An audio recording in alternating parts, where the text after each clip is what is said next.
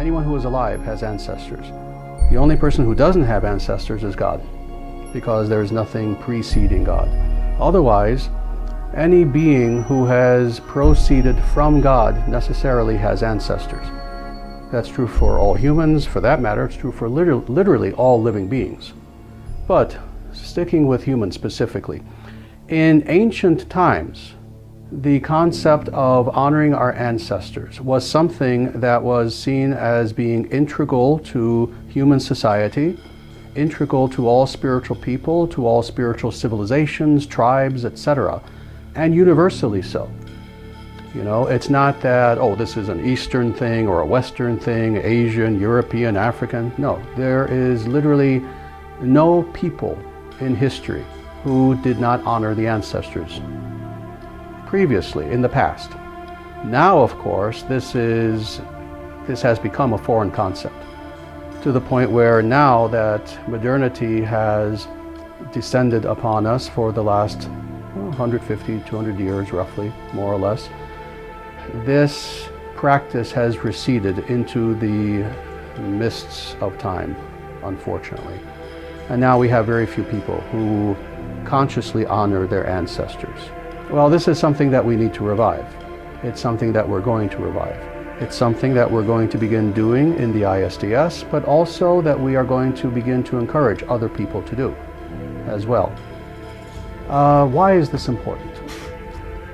You know, there was an interesting British Catholic philosopher, actually, of all people, who wrote primarily in the 19-teens, 20s, 30s. G.K. Chesterton was his name. He said something of great interest. He talked about what he called the democracy of the dead. He was commenting on the concept of democracy as it was being practiced in the Western world in, again, the 1920s, 30s, etc. And he explained how, yes, the concept of democracy is that all the citizens should have a voice. They should have a voice in how things are governed, in the culture, etc. They should have a voice in things of importance. But then he made a very interesting point. Well, what about the voices of our ancestors? What about the voices of those individuals without whom we ourselves would not be here? Without whom we ourselves would not have all of the privileges that we have, all of the conveniences, luxuries, etc. that we have, without whom there wouldn't even be a democracy. So he called this the democracy of the dead, the idea that indeed our ancestors also are worthy of a voice. In fact, if anything, some could argue even more so than people in contemporary times, because again, they are responsible for who we are. They are truly our fathers and our mothers in this ancient sense. The concept of family as well. We all understand the concept of family. We may have had wonderful families, so-so families, it doesn't matter. We still understand the concept of the importance of family. Well, in this way also, family extends not merely to those individuals who presently are alive, but going back historically as well. These individuals who have passed on, some of who we may have known ourselves, some of who we never even met. You know, not just our grandparents, not just our great-grandparents, but what about their parents, and their parents, and their parents, etc. Well, the idea is that these people also are family. They share in our genetic inheritance, and we all have a genetic inheritance. Again, in many cases, we can look at photos of people we never even met, our great-grandparents, and sometimes we'll look at a photo and we'll literally see ourselves in their face. You know, there is that shared inheritance that is there in so many ways, culturally, spiritually as well. And let me talk about that for a moment. We know that, of course, we are all presently practicing Sanatana Dharma, but few of us in this room specifically were born in this tradition. So our grandparents, great-grandparents, etc., yes, they may have had different religions on the surface. However, still, they had a spirituality that was of importance to them. And we need to honor that as well. The idea of honoring the ancestors, and specifically what sometimes is indeed translated as ancestor worship, is extremely important for several practical reasons. First of all, yes, it gives us a sense of continuity, a sense of connection with those individuals who have passed on to the other realm. And what does that do? Well, it makes us, once in a while, even if just for a short time, see through their eyes. And in this way, share their wisdom, share their outlook on the world, and not merely see things in a temporal-centric, what I have termed a temporal-centric sort of way. Just seeing everything around us in terms of today's culture. But no. How interesting is it to see our present-day life and even predicament in terms of the eyes, the vision, the perception of people who lived 100 years ago, 200 years, 500 years, 1,000 years ago.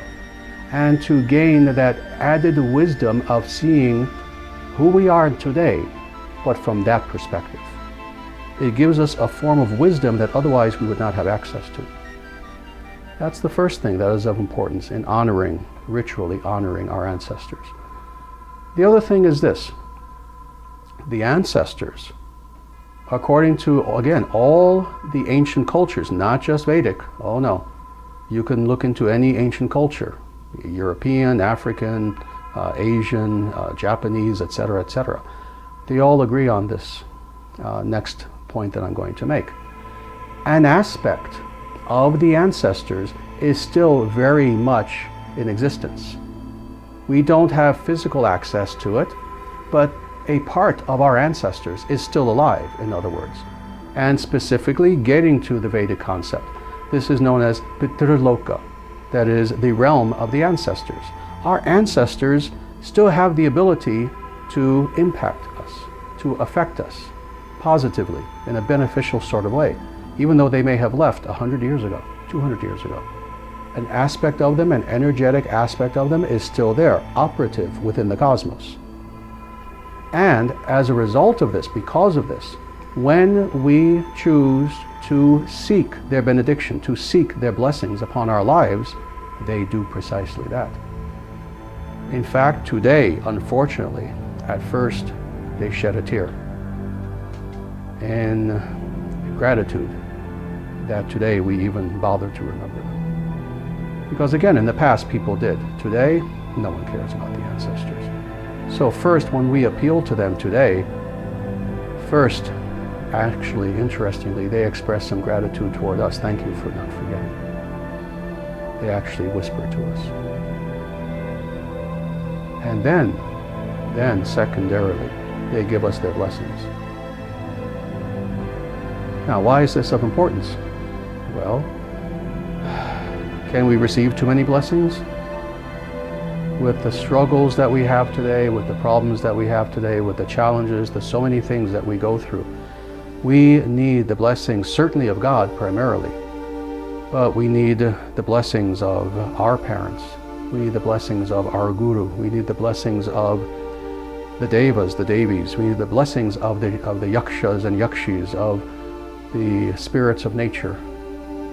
We need the blessings of all higher beings, including the blessings of the ancestors. When we have the blessings of those individuals who are our hidden family, see again, there's the family that we know of because they're still alive, or they maybe passed away not too long ago and we still have memory of them. But envision this, we also have a hidden family.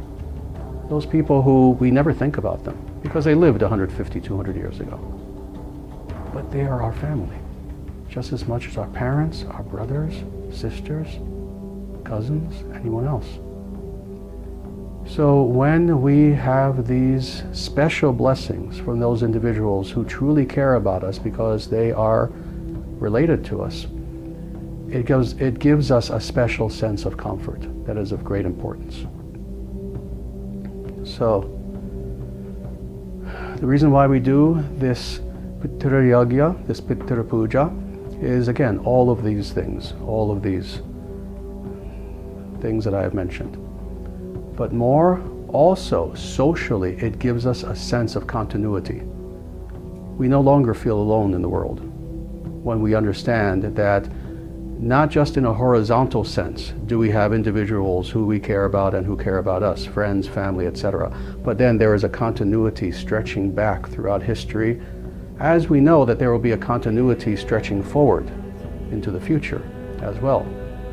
And we feel ourselves being a part of that flow of continuity of family. So this is something that gives us a tremendous feeling of wholeness when we connect with our ancestors. So this is why this is of importance. And this is why the International Sanatana Dharma Society is going to revive the concept of ancestor puja, of honoring our ancestors in the way that our ancestors themselves used to practice. We are going to continue that continuity beginning today.